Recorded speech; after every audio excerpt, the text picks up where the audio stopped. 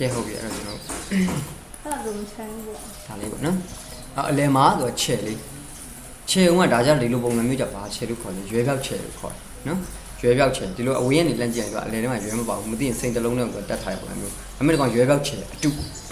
ဘာလို့အတုလို့ပြောရလဲဆိုတော့အလဲမှာရွဲပါနေတယ်ဟုတ်ပြီနော်အလဲမှာရွဲပါနေလို့ရွဲပြောက်ခြေအစ်စ်ဆိုတာဘယ်လိုမျိုးဟာကိုပြောရလဲဆိုဒီအလဲမှာရွဲမပါရဘူးဟုတ်ပြီနော်အလဲမှာရွဲမပါပဲအလဲစိန်ကိုဘေးစိန်လေးနဲ့ဖိပြီးတက်ဟုတ်နော်အဲ့တော့လုံးဝစိန်အပွင့်ကြီးတစ်ပွင့်ပုံစံမျိုးဖမ်းတာပေါ့နော်ဘယ်လိုပုံစံမျိုးလဲဆိုဥမာဂျန်ထဲကဂျန်စတူဒီယိုနေလာပြီပုံမှန်ကျွန်တော်3 mili လောက်ထားရတယ်3 mili ဆိုများတယ်2 mili လားဒီတက်က2 mili ပြီးလို့ရှိရင် order key ဖြစ်ပြီးဒီဘက်ကိုပွားလိုက်မယ်အဲ့တော့ mouse ပိန်းလုံးပြီးမယ် edit လိုက်ဒါပြန်ပြင်ပါပေါ့ဒီစိန်ကိုဘယ်လောက် size လောက်ပြင်မလဲရ 1.7 လောက်ဟုတ်ပြီနော်ပုံမှန်စိန်လုံးရဘယ်လောက်ချားလဲpoint ချိနေလာပေါ့စိန်တော့2 mili ကြာpoint 2ဆိုဒီမှာကျတော့ဘယ်လောက်ထပ် point 2ထပ်ထားပြီးရတယ်ပုံမှန်က point 2ချတယ်ဒီမှာ point 2ထပ်ထားတယ်ပြီးရင် transform နဲ့ dynamic ပို့လာပြီ6တော့ okay ဒီနာတော့ဘယ်လောက်ဖြစ်ရမလဲပုံမှန်ဒီနာကျတော့ point 2ကျန်တယ်ဒီဘက်ဘေးပါထပ်လို့မရဘူးဒီဘက်ဘေးပါထပ်ကွဲမှာလीနော်အဲ့ဒါလေးနည်းနည်းနောက်ခွဲလိုက်ဒါဆိုကျွန်တော်ကဒီလိုထားလိုက်ပြီအလဲစိန်နည်းနည်းထက်ကြီးဖို့ဒီမှာပေါ့အလဲစိန်ထက်ကြီးမှဘေးစိန်ထက်သေးမှဒါပဲဆုံးဖြတ်ဖို့လို့နော်အလောတယ်ကျွန်တော်ဘေးစိန်လေးနည်းထက်သေးတာဒါလားဆိုဒီကျွန်တော်ဘလား 1.7 ထားတာလေဥမာ 1.5 လောက်ပိုင်းပြီးတော့ထပ်ထားမယ်ပြီးရင်ဒါမျိုးပို့လာလေးဟောထားမယ်ခဏလုံးလဲ6လောက်ဖြစ်ဒါပဲပြီးတာပြီးရမယ်ရမယ်နော်အဲ့တော့ပြီးလို့ရှိရင်ဒီခြေဆွဲတဲ့ခါမှာ rotation စခဲ့ယူလိုက်မယ်ပြီးတော့0အနာအကောင့်လေးဖြတ်ပြီးရင်ဒီလေးဖြစ်ပြီးရင်သူကဒီနှစ်ခုကြားမှာဝင်မလိုက်ဒီတောင်းကစံကုတ်လာအဲ့စံကုတ်ကပါလဲ3ကန်စံကုတ်ပေါ့နော်သူကပိုနေညာ3ကန်စံကုတ်ဝင်မယ်drawing လုပ်ရပါလို့လဲပိုနေအဒီတောင်းစံကုတ်အဲ့စကြရော့စီယူခဏဒါကောင်အော်ဒီစကြရတဲ့အတိုင်းပဲပြီးလို့ရင်မော်နီတူတဲ့က issue ဆိုတော့ both side no ကျွန်တော်အောက်ကိုဆွဲလို့ခြင်းဆို -1 အနာ -1 အဲ့ဒီတောင်းကဆုံးကိုကြာဆက်လက်မှတ်မယ်ပြီးရင် model က issue ဆိုတော့မယ်ဘယ်လောက်လဲ 0.5 အနာ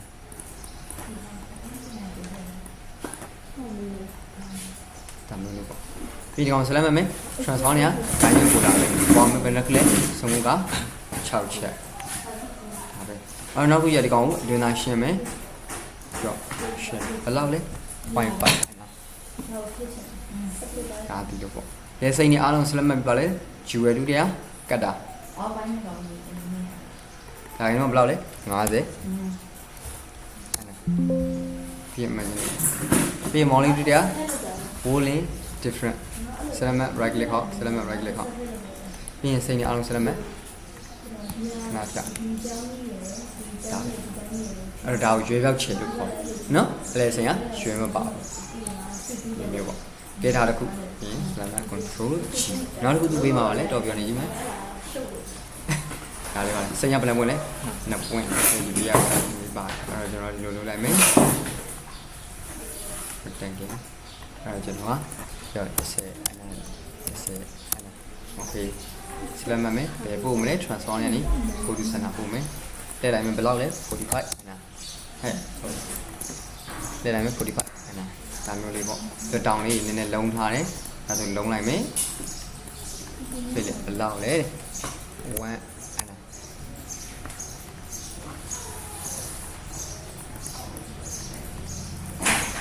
လုံးထားလိုက်နော်အဲ့ကျွန်တော်ဒီမှာစိန်2ပွင့်ထည့်မယ်ပေါ့ဘယ် site ထဲမှာလဲတဲ့ကျွန်တော်ဒီ 1.5 2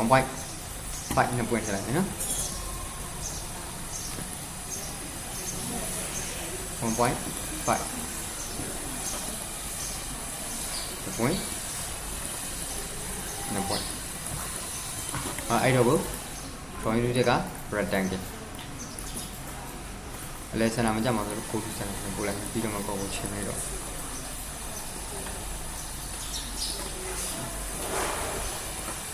အဲ့ဒီလိုဆွဲတဲ့ခါမှာကောင်း point ဒီနေ့ရှိတဲ့ကောင်နည်းနည်းလေးကတ်လိုက်အဲကျွန်တော်ဒီနောက်ကိုစိတ်ထိုင်လေးနှစ်ဆိုင်သွားရအောင်လို့တော့သူကတဲပဲနော်ရှူကသွားမှာမဟုတ် ရှုကားလေးသွားရင်တော့ပိုလာတာပေါ့နော်တော့တဲ့ကောင်းဆိုတဲ့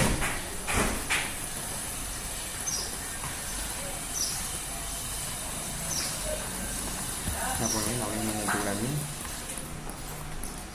လုံးရ distance point 2ဒီကောင်လေးနောက်လေးနည်းနည်းတွေ့ပါမယ်ဒီလိုကိုလိုရင်းနေတာချိန် F level ဒီကောင်လေး select မယ် molecule က HQ ဆွဲထုံးမယ် minus 1ပြောခွင့်မှာ1မျိုးပြောရပါတော့နော်ဒီနောက်ကဒီကောင်ရိုက်ထားမှလည်းမဟုတ်ကျွန်းဒါမျိုးလေးစောင်းရင်တော့ဝဲလေးဖြစ်အောင်ဟုတ်ပြီနော်ဒီထား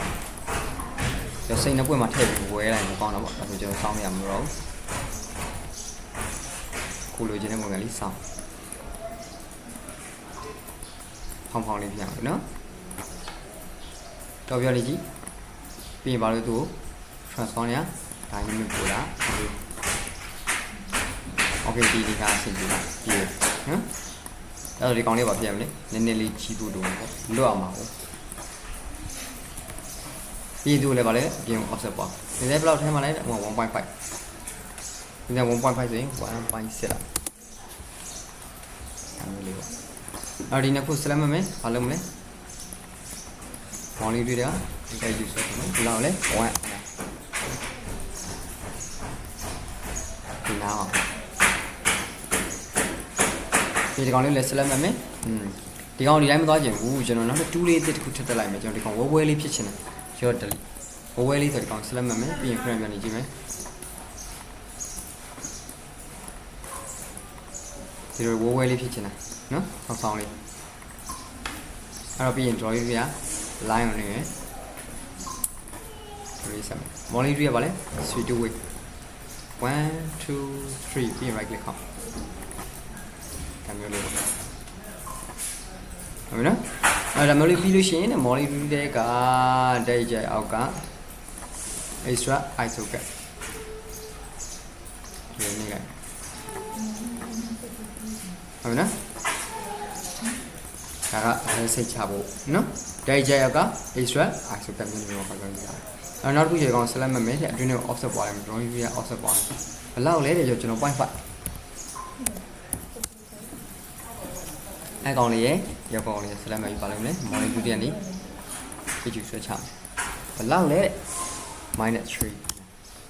ဒါကျွန်တော်တို့ကျန်တဲ့2လေးပုံမှန်ပေါ့နော်ဒီကောင်လေး select မယ်ကျန်တဲ့က gen my tab ဒီစာပေလေးပဲလုပ်မယ်နောက်ကကွာမှာထည့်မယ်ရောစိတ်ဆိုင်ဘယ်လောက်လဲ 1.5 အခုကြီး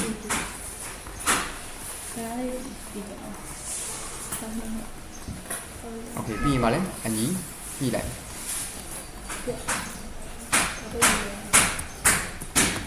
တရားယူပြီးဒါဒီကောင်လည်းကောင်းလဲ select မယ်ဒီကောင်ပါလေအလဲအောင်ဖြစ်တဲ့အပေါ်လေးမှာရှိရမယ်ပြီးရင်ကောင်လေးပါလေမလဲ select မယ် offset ပြမယ်ပြီးရင်ပါကျင်တဲ့အတွက်ကျွန်တော်ရွေးတင်လိုက်မယ်ပေါ့ 0.35 ဟုတ်နော်ပြီးဒီစာလေး select မယ်နောက်တဲ့ရွေးတင်တဲ့ရွေးတူတွေက bronze in line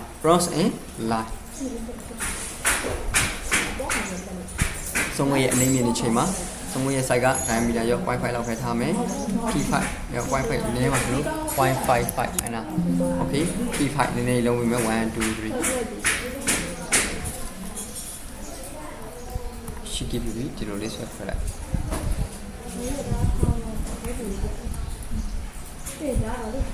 ဟဲ့ရဒီကြိုက်လို့ okay နောက်တစ်ခုဒီကောင်ဖောင်လေးဖောက်မယ်တော်ပြောနေကြည့်မယ် rectangle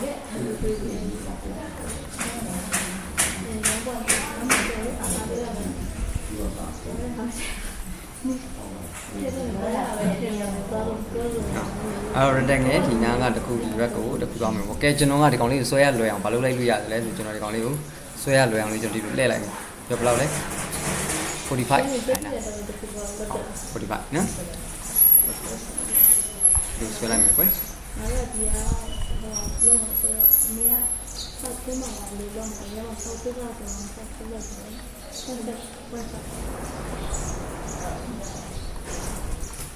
ပြီးရင် F level ပြီးရင်ဘယ်ကိုဘာလုပ်လိုက်မလဲ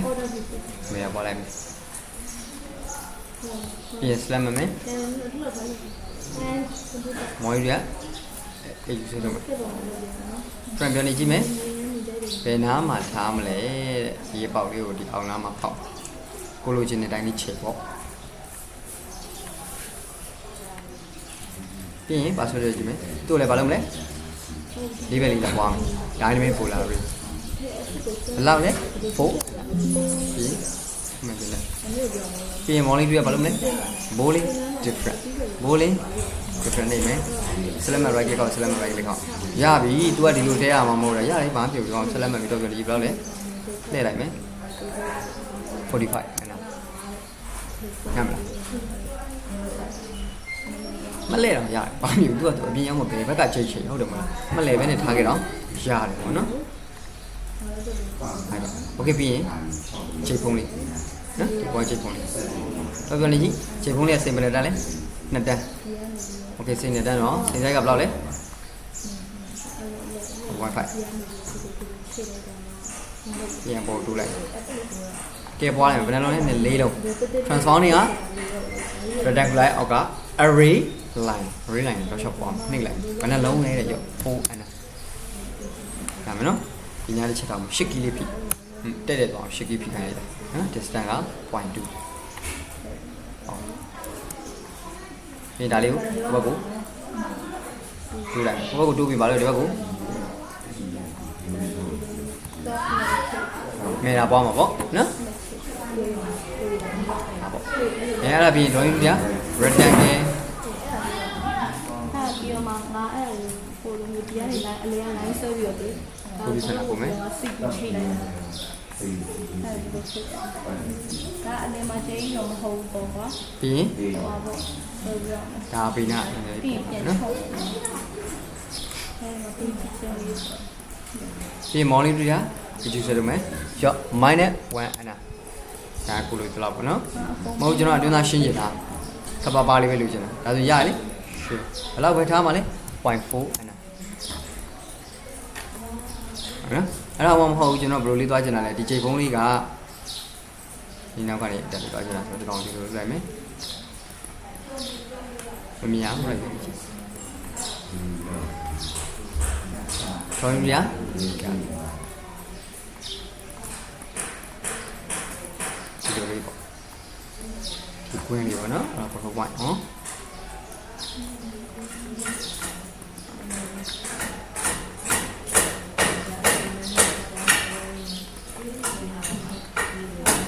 အဲ့ဒါပြီးရင် slam မယ် offset ပေါ်မယ်ရောက်ပါလာရော့ဆိုင်ပြချင်းပြချက်ကပြီးရင် molly တွေအကျူဆွဲထုတ်ဘိုးဆိုင်နှစ်ဖက်မြထုံးမယ်ဘယ်လောက်လဲရော့ 0.7 ဟုတ်နော်အဲ့တော့မှဒီညမှာဒီကောင်နဲ့ဝင်လေးတွဲဖို့အတွက်ဘာလုပ်လဲဒီကောင်နဲ့တွဲဖို့အတွက် frame မမြင်ရပါဘူးကြည့် drawing ရကပ်ပို့ယူမယ်မဆာကဲယူမယ်ဒီနားလေး ငါမျိုးလည်းငါဒီလိုရှောက်လိုက်တာ ဒီကောင်မော်ရီရစလင်နာရောက်ကပိုက်ဘယ်လောက်ထားမလဲရော 0.4 များတယ် ဟုတ်တယ်အမှန်တရား 0.35 ရှောက်လို့ရှိ နော် ဒါ ဒါ က က ဆိုပြောပြမယ်အဲ့ဒါငါမိသားငါနေတော့ ပြီးရင်ဒီဘက်က order key ပြီး ဟဲ့လား ပြားဝင်ဒါတောင်ဝင်းနဲ့ပြားဝင်းနဲ့ခေါ်တာပေါ့နော်ဒီကွင်းကတောင်လိုက်ဒီကွင်းကပြားလိုက်အဲ့ဒီကွင်းရဲ့အကျယ်ကဒီတကွင်းသာလွင်ရပြီအဲ့တော့ဒီကောင်ဆိုတာနည်းနည်းကျယ်ဒီမှာပါပုံနည်းချင်းလို့ရတယ်ပေါ့နော်အဲ့ဆောလစ်တော့ဆိုတာပေါ့ပြီးလူချင်းတာလာပြီးတော့ organize လိုက်နားဖြောက်ဒီဒီမှာ display